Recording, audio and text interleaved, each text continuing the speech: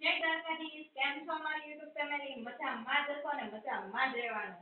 તો સ્વાગત છે તમારું આજના નવા બ્લોગમાં. અને આજે તો બ્લોગ બપોરે ચાલુ કર્યો છે એટલે બધાને ગુડ આફ્ટરનૂન. અને જો બધું કામ પતી ગયું છે અને રસોઈ કરવાનું ટાણું થઈ ગયું છે તો રસોઈ બનાવી નાખી. અને કપડાનો જો ટબ ભરાઈ ગયું છે તો કપડાં ધોવાના છે આપણે. અને વાસણ જો અડધા વાસણ કાઢીને રાખી દીધા છે જે અંદર મૂકી દેવાના છે, કારણ કે બહાર એમને ધૂળ વાળા થઈ જાય છે અને ખોટે ખોટું આપણે સાફ જાજુ કરવું પડે એટલે એ બધા વાસણ મૂકી દઈએ જેની જરૂર નથી.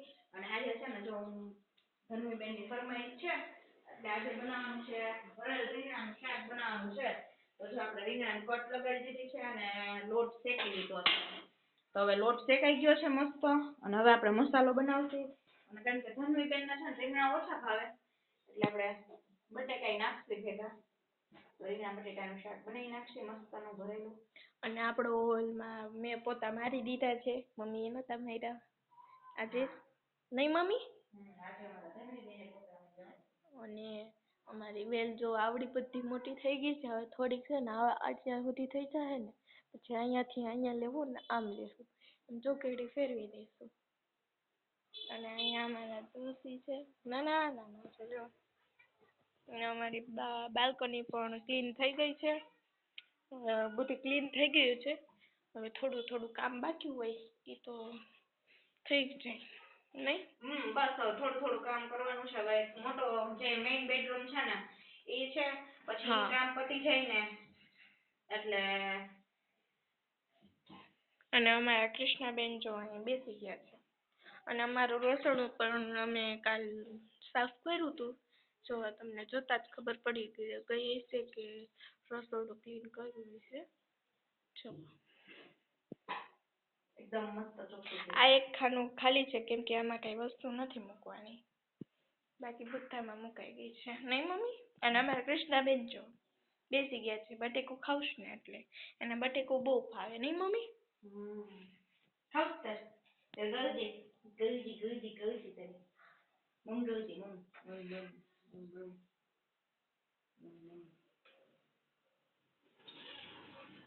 એને બટેકું ને અમારું કૃષ્ણા છે ને શાકભાજી ને એવું બહુ ખાય નહીં મમ્મી? ખબર નહીં શાકભાજી ને એવું બહુ ખાય ને એવું બહુ ભાવે. હા પછી વટાણા બહુ ભાવે. બટેકા તો એને હોદવા લાવ પપ્પાની ઘોડે ને મારી ઘોડે. એમાં કૃષ્ણાબેન છે ને અમે કંઈક બટેકાની વસ્તુ બનાવીએ ને તો આવી રીતના છે ને મમ્મી પાસે પપ્પા એ બેસી જાય. બટેકાની વેફર બનાવી હતી તો વેફર ખાવી હતી એને. હા એને બધું ખાવું જોઈએ, બટેકાની વસ્તુ હોય ને એને કારણ કે એને બટેકું બહુ ભાવે. કૃષ્ણાબેન વેફર તો બની ગઈ છે, હવે બનાવવાના છે મૂર્ખા.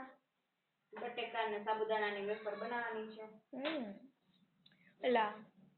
લાંબી લાંબી ઓલી કરવાની. હા સ્ટીક કરી નાખશું અમે. કારણ કે ધનવીબેન ને બહુ ભાવે છે એટલે. તો બ્લોગમાં કન્ટિન્યુ રહેજો. અને મને છે ને ભરેલ રીંગણા બટેકાનું શાક છે ને ભાવે. તો કોને કોને રીંગણા બટેટાનું ભરેલું શાક ભાવે છે તો કમેન્ટ કરી દેજો. તો ચાલો વિડીયોમાં કન્ટિન્યુ બન્યા રહેજો. હા તો હવે શાક ને રોટલી ને એવું બનાવી લઈએ. રસોઈ બનાવી લઈ ફટાફટ. ને અમારા કૃષ્ણાબેન અહીંયા છે, એક કામ જો થઈ ગયું છે. હવે એ નીચે જાય, ઘડીક નીચે જાય ઘડીક ઉપર આવે નહીં મમ્મી? તો બ્લોગમાં કન્ટિન્યુ રહેજો. હવે મળીએ થોડીક વાર પછી. હે ફેમિલી, તો અમારી એકમ કસોટી આવી ગઈ છે, જો હું તમને બતાવું. આપણે મમ્મીની સિગ્નેચર એમાં જોશે, જો આવી રહી આપણી એકમ કસોટી.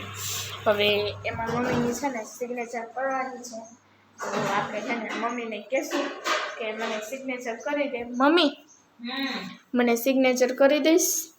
શેમાં? એકમ કસોટીમાં. આવી ગઈ એકમ કસોટી? હા આવી ગઈ છે. ચાલો હમણાં કરી દઈશ. વાસણ સાફ કરી લઉં. જો જમી લીધું તો ફેમિલી, જમીને હવે જો નવરા થઈ ગયા છે, વાસણ સાફ કરી લઈ.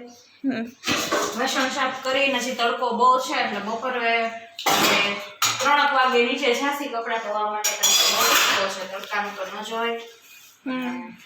ધનવીબેનની exam આવી ગઈ છે. જોઈ ધનવીને કેટલા માર્ક આવ્યા છે શું છે. હમણાં કેટલા દિવસથી આવી નહોતી સ્કૂલેથી. ના બધી એકમ કસોટી પૂરી થઈ ગઈ ને એટલે હવે આવી સિગ્નેચર હાયરી કે કરાવી દેવાની. અને તમને દેખાઈ જતું હશે બહાર કેટલો તડકો છે જોવાનો, કેટલો બધો તડકો છે. તો છે ને બ્લોગમાં કન્ટિન્યુ રહેજો. હમણાં મમ્મી મને સિગ્નેચર કરી દેશે અને અમારા કૃષ્ણાબેન જો એને જમી લીધું છે અને એ સૂઈ ગઈ છે. જો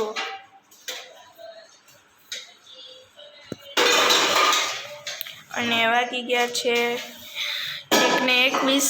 તો અમારા કૃષ્ણાબેન છે ને જમીને સૂઈ ગયા છે. જો હવે એ સૂઈ જાય તો હવે 4 વાગે ઉઠશે. આમ તો ઉઠી જાય, કોક આવે ને તો એવું કરે. તો મને તો બીક લાગે છે. હું ખાઈ હવે બ્લોગમાં કન્ટિન્યુ રહેજો. મળીએ થોડીક વાર પછી. તો ફેમિલી હું તમને સાચું કહું તો મારે એમાં છે ને 14 ને 14.5 એવા માર્ક આવ્યા છે અને મમ્મી આવે છે જો તો સિગ્નેચર કરવા. તો મને તો ડર લાગે છે. તો 1 સેકન્ડ ક્યાં શેમાં કરવાની છે લાઈક 1 સેકન્ડ પકડને મમ્મી. ઉભે રે હું ખોલી દઉં. હું ખોલી લઉં જોવા દે. ના હું તે હું થઈ ગયું છે એવું તો ના મમ્મી ના. ઓ ભાઈ સાહેબ જો 14.5 આવ્યા છે. કેમ આમ થયું? થોડુંક નહોતું આવડતું એટલે આવું કરવાનું છે. થોડુંક ધ્યાન વધુ દ્યો. હવે આવી જશે. હવે એવું નહીં. હમણાં એક્ઝામ આવી જશે. હા તો મમ્મી આ સિગ્નેચર કરે છે હવે.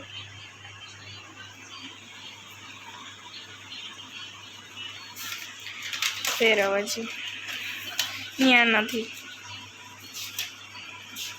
હા બસ ઈ જ છે. હવે 2માં જ કરવાની હતી. જો અહીંયા રહી. આમાંય 14.5 આવ્યા છે. હા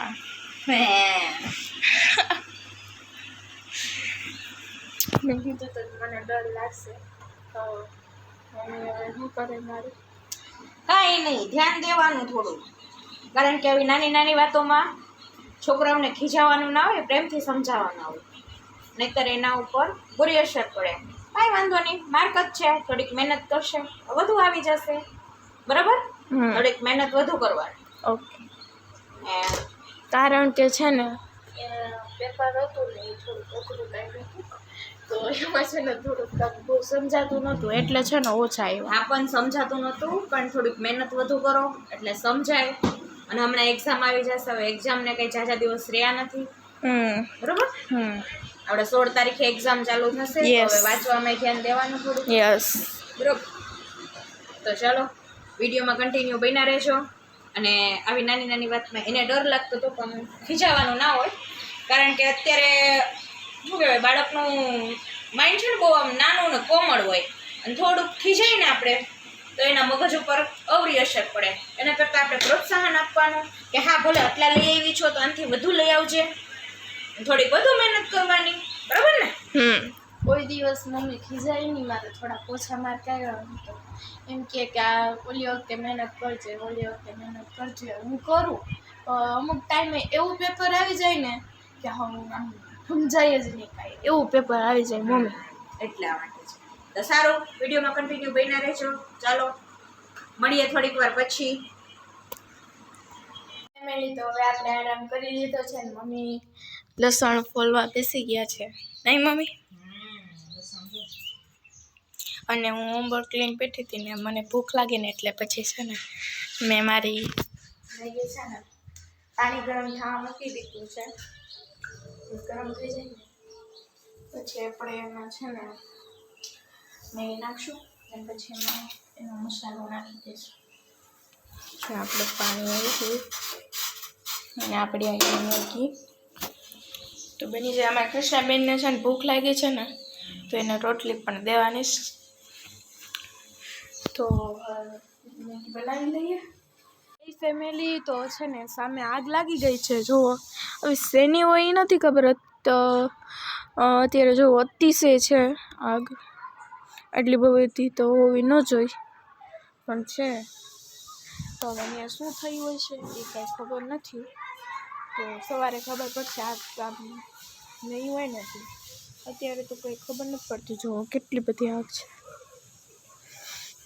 અને મમ્મી છે ને નીચે રસોઈ કરે છે અને હું ઉપર પથારી કરવા આવી ને તો મને તો અત્યારે ખબર પડી કે ઉપર આગ લાગેલી છે અને જો કેટલી બધી આગ લાગી છે આટલી બધી તો ન હોવી જોઈએ અને આપણે પથારી કરવાની પણ બાકી છે જો બાકી છે આડી અહીંયા ગાટલા તો થોડીક વાર રહીને હું તો ઉપર ચડીને તો આ ગેટ ખોલ્યો ને તો પછી મને ખબર પડી કે આગ લાગેલી છે તો થોડીક વાર તો હું જોતી જ રહી ગઈ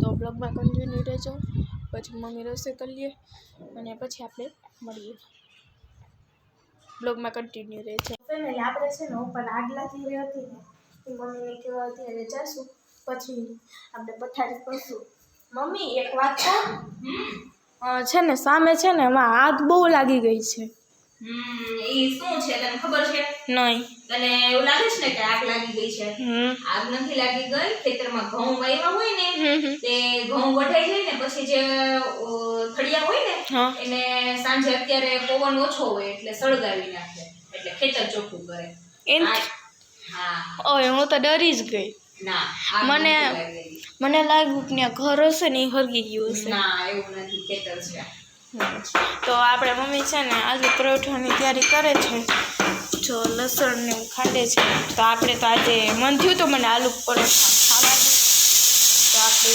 એ બનાવે છે તો બ્લોગમાં કન્ટિન્યુ રહેજો નહીં મમ્મી મને તો રિયલી ખબર જ નથી કે ઘર છે અને એની આગ લાગેલી છે અને ખબર તો હોય તને ખબર ના હોય મને નહોતી ખબર કે ઘઉંની સીઝન છે ખેતરમાંથી ઘઉં નીકળે ને હા એટલે પછી જે ડુંડી કપાઈ જાય હાર્વેસ્ટર હાલી જાય એટલે નીચેના જે ખર્ચા હોય ને એને મારી નાખે એટલે ખેતર ચોખ્ખું થઈ જાય હવે ખબર પડી ગઈ છે હવે નથી લાગી કે આગ લાગી છે હજી જો અમારા રસોડામાંથી દેખાય છે અને બટેકા બાફમાં મમ્મીએ મૂકી દીધા છે થોડીક વાર પછી બ્લોગમાં કન્ટિન્યુ રહેજો તો ચાલો વિડીયોને અહીંયા એન્ડ આપશે તમને મારો આ વિડીયો કેવો લાગ્યો સારો લાગ્યો હોય તો લાઈક કરજો શેર કરજો અને જો તમે મારી ચેનલમાં ન હો તો મારી ચેનલને સબસ્ક્રાઇબ કરી લેજો તો ચાલો જલ્દી સબસ્ક્રાઇબ કરો